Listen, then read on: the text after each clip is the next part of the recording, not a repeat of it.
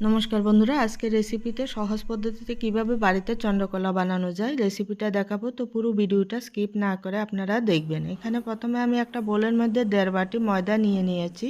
ময়দাতে দেব 2 চামচ চিনি আর পরিমাণ মতো লবণ আর 2 চামচ ঘি দিয়ে প্রথমে ময়ান দিয়ে নেব। তো ভালো করে মুঠি হয়ে গেলে, এরকম মুঠি হয়ে গেলে ময়ান দেওয়া হয়ে যাবে। তারপরে অল্প অল্প জল দিয়ে সফট একটা ডো বানিয়ে নেব। তারপরে সব ডোটাকে ঢেকে রেখে দেব। চন্দ্রকলার পুরের জন্য আমি একটা নারকেল পেস্ট করে নিয়েছি, তা আপনারা চাইলে কুড়েও নিতে পারেন। এবার নারকেলটাকে একটু নেড়ে নেড়ে হাফ বাটি চিনি দিয়ে দেব আর ছোট ছোট আমুল দুধের প্যাকেটে 2 প্যাকেট দুধ দিয়ে দেব।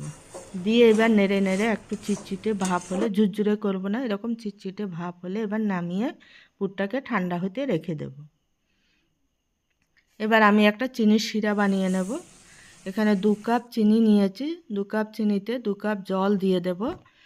চিনিটা একটু মেল্ট হয়ে গেলে তারপরে এবার দেব 3টে এলাচ আর 1 চিমটে কেশর দিয়ে দেব।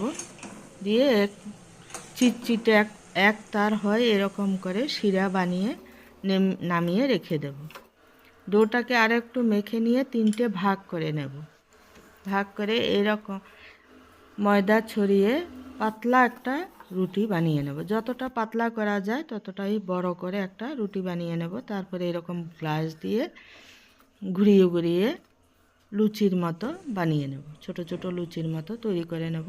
তো বন্ধুরা, আমি তো এইভাবে গ্লাস দিয়ে কেটে নিয়েছি, আপনারা ছোট ছোট লেচি কেটেও বেলে নিয়েও বানাতে পারেন।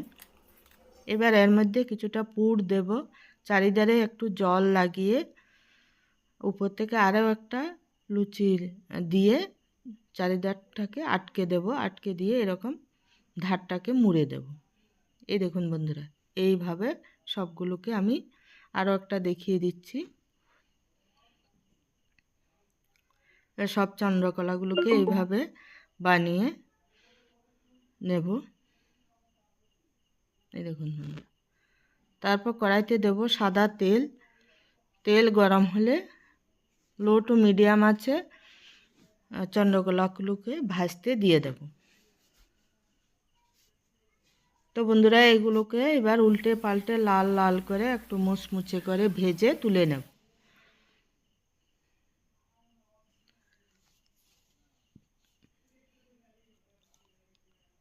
চন্দ্রকলাগুলো ভাজা হয়ে গেছে, এবার তুলে নেব। তো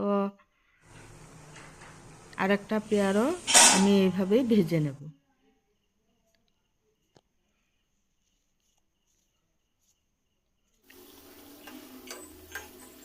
তো